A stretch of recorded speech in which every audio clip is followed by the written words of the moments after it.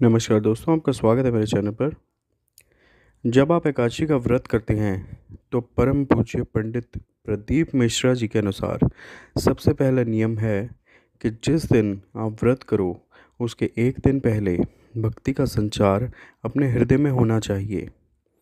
जिस दिन आप व्रत कर रहे हो, जैसे एकादशी का व्रत कर रहे हो, तो दशमी के दिन शाम के समय जब आए रात्रि, जब आने लगे और जब रात्रि का भोजन आप जब ग्रहण करो, तो उस भोजन में कोई ऐसा पदार्थ ग्रहण मत करो जिसके कारण आपकी एकादशी का व्रत बिगड़ जाए। कोई बेकार भोजन ग्रहण नहीं करना।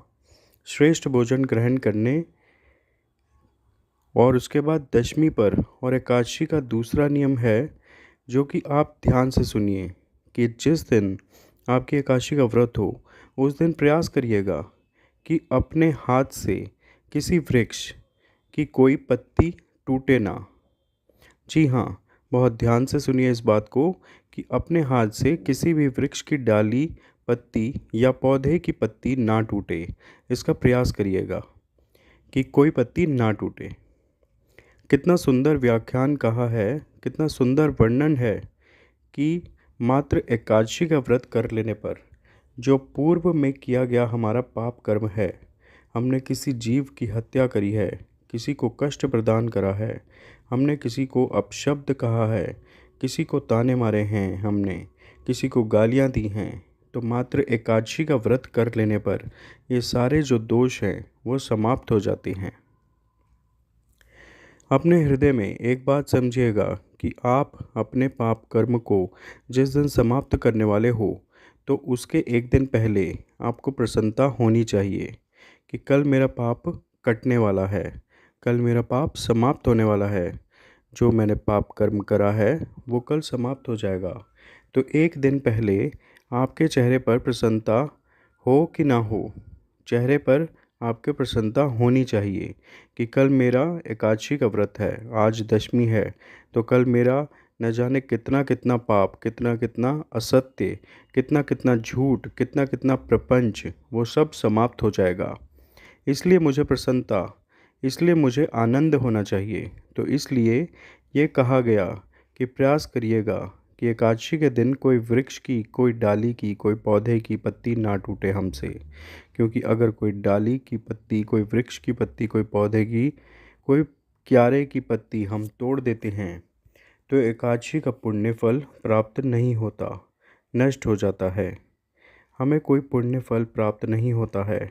तो इसलिए कृपा करके अपने से ऐसा ध्यान रखिएगा कि कोई पत्ती ना टूटे। आगे बढ़ते हैं।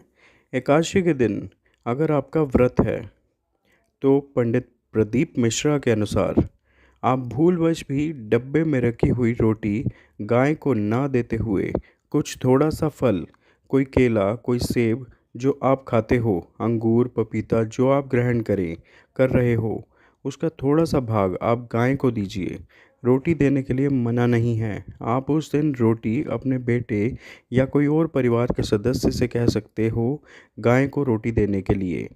आपका व्रत है, आप फलाहार कर रहे हो, तो आप फल का ही दान गौ माताओं को दीजिए।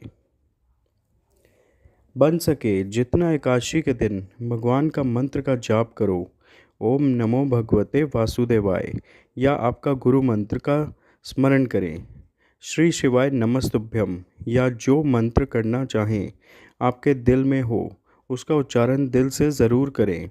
जितनी देर बन पड़े उतना करो, माला पकड़ने की भी ज़रूरत नहीं है। ओम नमो भगवते वासुदेवाय, ओम नमो भगवते वासुदेवाय, ओम नमो भगवते वासुदेवाय, या श्री शिवाय नमस्तुभ्यम, श्री शिवाय नमस्तुभ्यम, श्री शिवाय नमस्तुभ्यम, या कोई और मंत्र जिसका आप उच्चारण करना चाहते हैं एकादशी के दिन जितना हो सके ज़रूर उसका जाप करिए। जिस दिन आपका व्रत हो किसी निंदक से बात मत करो।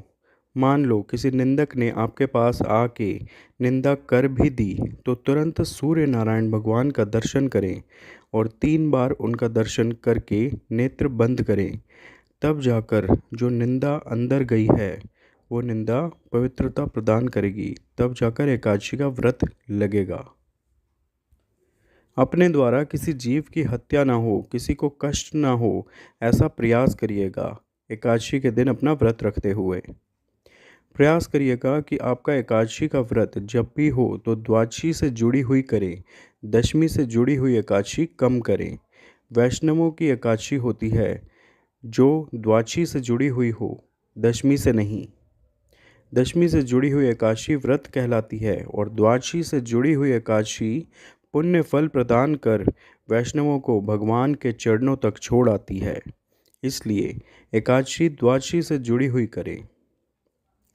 प्रयास करिएगा कि जिस दिन आपका एकादशी का व्रत हो उस दिन घर में जो झाड़ू पोछा लगता है वो आप ना करें, कोई और करे, क्योंकि ऐसा कहा गया है कि आप झाड़ू लगाएंगे, पोछा लगाएंगे तो हो सकता है कोई जीव आपके हाथ के द्वारा मर जाए।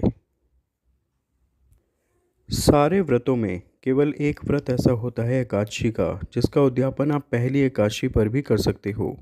ये ज़रूरी नहीं कि 26 पूरी होंगी तभी तुम करोगे, या तो पहली में ही कर लो या 26 पूरी करने पर अगर पहली एकादशी पर अपने आपने उद्यापन कर लिया तो इसके बाद आप जितनी भी एकादशी करोगे वो सारी आपके खाते में जुड़ती जाएंगी।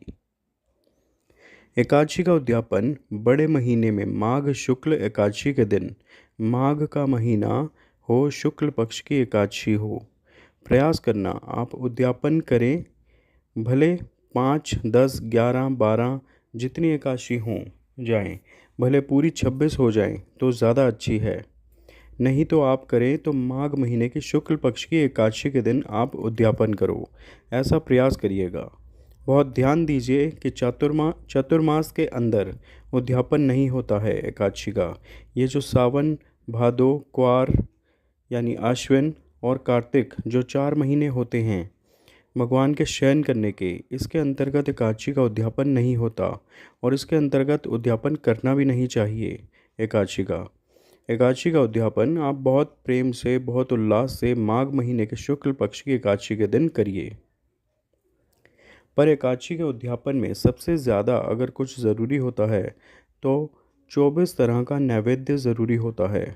स्कंद पुराण के अंतर्गत ऐसा कहा है कि एकादशी का उद्यापन करते हैं तो 24 तरह का नैवेद्य बनाकर सिद्ध करते हैं।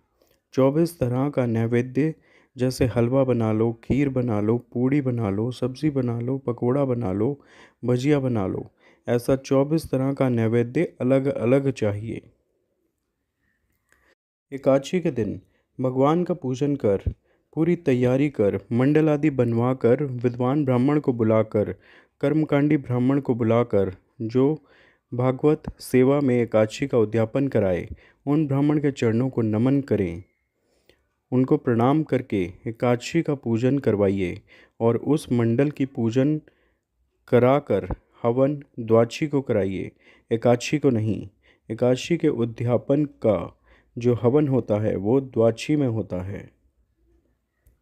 तो दोस्तों ये एकादशी व्रत के नियम हैं जो पूज्य पंडित श्री प्रदीप मिश्रा जी के अनुसार ऐसा करना चाहिए। अगर आपको मेरी वीडियो पसंद आई तो कृपया से लाइक व शेयर ज़रूर कीजिए। साथ ही में अगर आपने मेरा चैनल अभी तक सब्सक्राइब नहीं किया तो कृपया से सब्सक्राइब भी कर लें ताकि जो भी नई वीडियोस हम लोग अपलोड करें वो तुरंत आप तक पहुंच जाएं। आपका बहुत बहुत धन्यवाद। जय श्री कृष्ण, हर हर महादेव, जय माता दी।